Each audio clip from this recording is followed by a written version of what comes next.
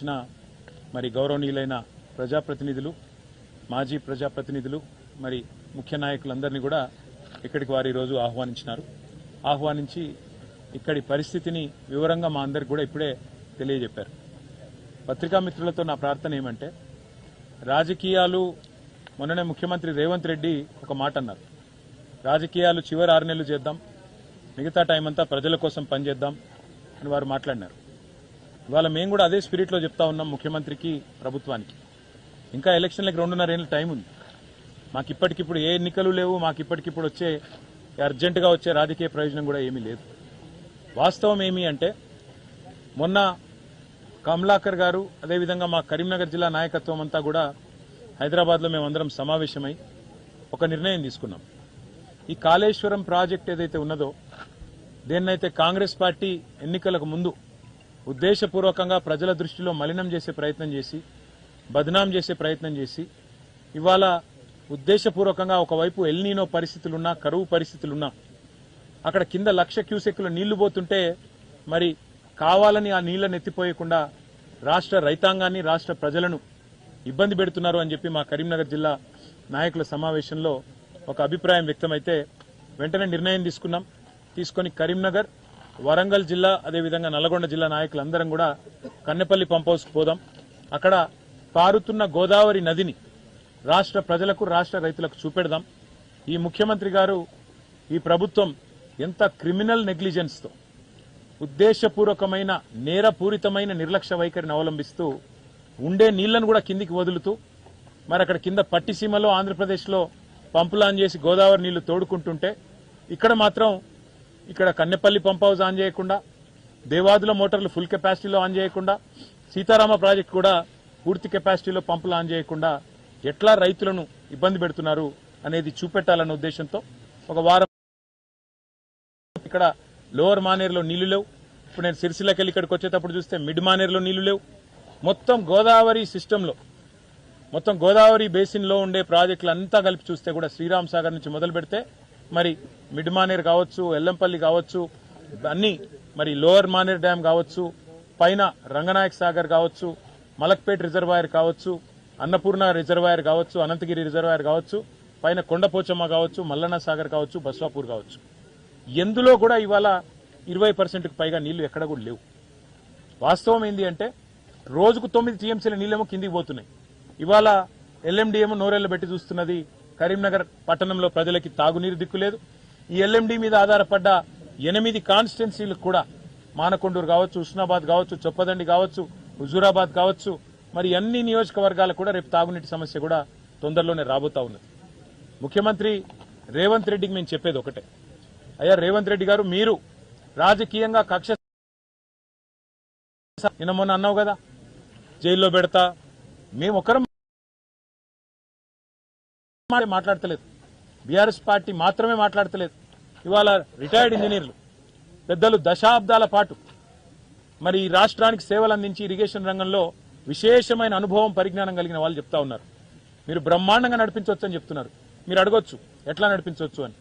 Simple గా Medigadda barrage గేట్లతో సంబంధం లేకుండా, మేడిగడ్డ బ్యారేజ్తో సంబంధమే లేకుండా పైన 18 కిలోమీటర్ల పైన ఉన్న కన్నెపల్లి పంప్ హౌస్ ఏదైతుందో అక్కడ గోదావరి ఇవాళ 1,00,000 క్యూసెక్కులు పోతున్నది.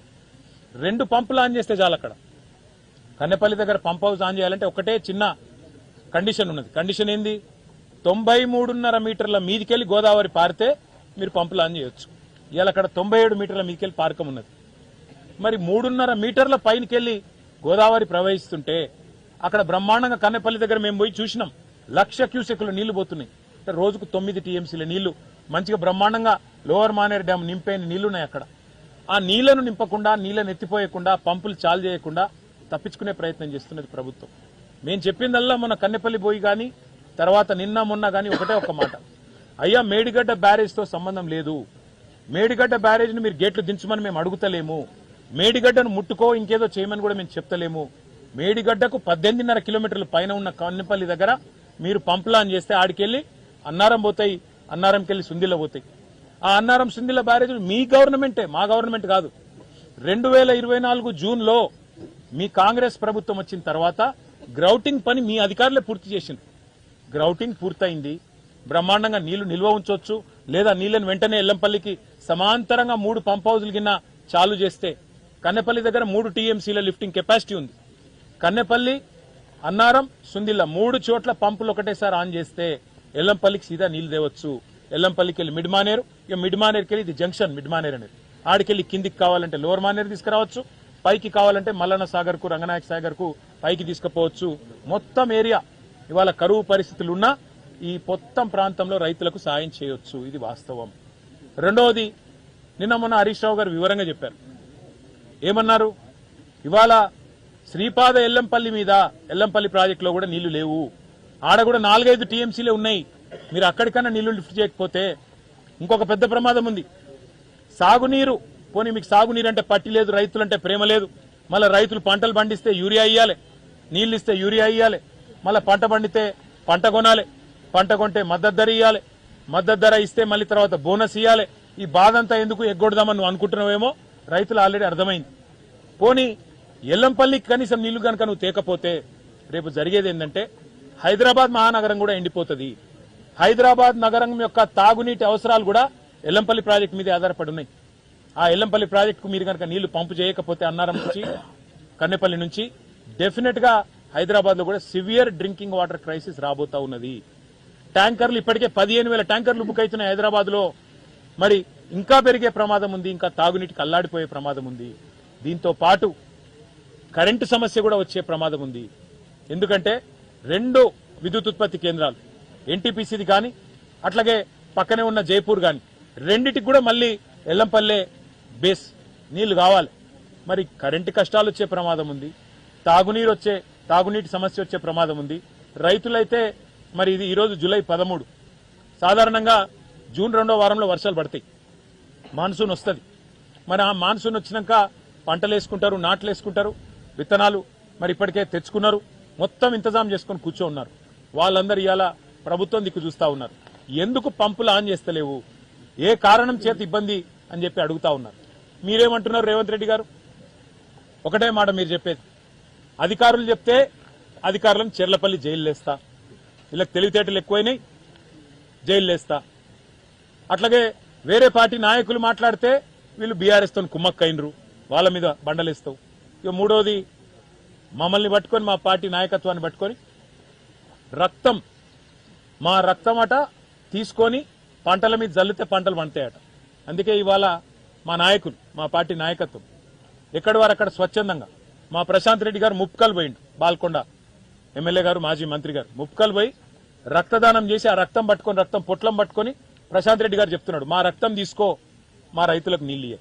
మా విద్యార్థి విభాగం నాయకత్వం మొత్తం ఇవాళ తెలంగాణ భవన్లో, పార్టీ కేంద్ర కార్యాలయంలో మరి రేవంత్ రెడ్డి గారు మా రక్తం కళ్ళ చూడాలంటున్నారు, రక్తం కావాలంటున్నారు కదా అని చెప్పి వాళ్ళు రక్తదానం చేసి రేవంత్ రెడ్డికి ఇద్దామని చెప్పి ఆయన ఇంటికి బయలుదేరింది. వాళ్ళని అరెస్ట్ చేసి ఇవాళ అక్కడ పోలీస్ స్టేషన్లో పెట్టింది. నీకు రక్తమే కావాలంటే రేవంత్ రెడ్డి గారు, రేపు కరీంనగర్లో కూడా ఇక్కడ బ్లడ్ డొనేషన్ ఏర్పాటు చేస్తాం, మేమందరం రక్తం ఇస్తాం నీకు కావాలంటే.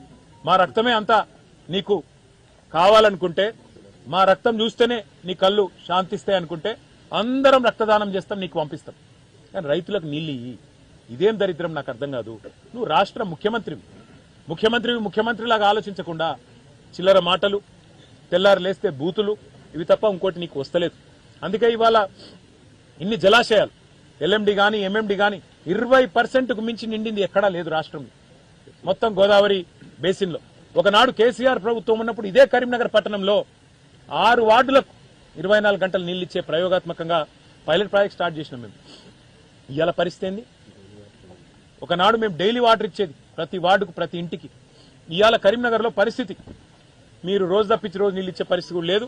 అందులో ఇప్పుడే అన్న చెప్తున్నాడు, బూస్టర్లు పెట్టి నీళ్లు లిఫ్ట్ చేస్తే మొత్తం మట్టి నీళ్లు, మట్టి రంగులో నీళ్లు, ఆగమాగం పరిస్థితి.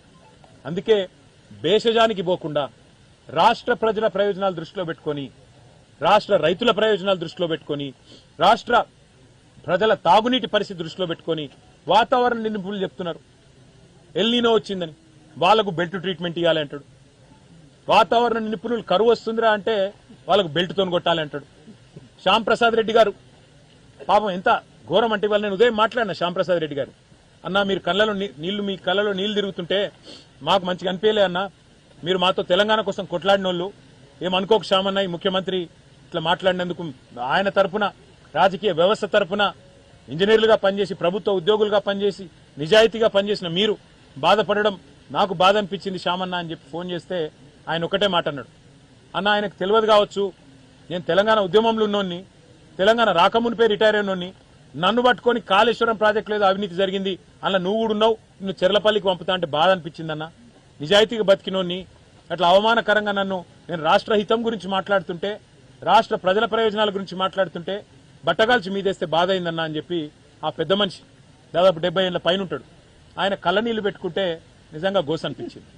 రేవంత్ రెడ్డికి నేను ఒకటే చెప్తున్నా, నీకు కోపం ఉంటే మా మీద, రక్తం కావాలంటే రక్తం ఇస్తాం, కేసులు పెట్టుకుంటామంటే పెట్టుకో, ఏం పిక్కుంటావో పిక్కో, కానీ మా మీద కోపం ఇయ్యాల రైతుల మీద, ఆ కాళేశ్వరం ప్రాజెక్టు మీద చూపెట్టి ఏ పైశాచిక ఆనందం అయితే నువ్వు పొందాలనుకుంటున్నావో ఇది సమంజసం కాదు.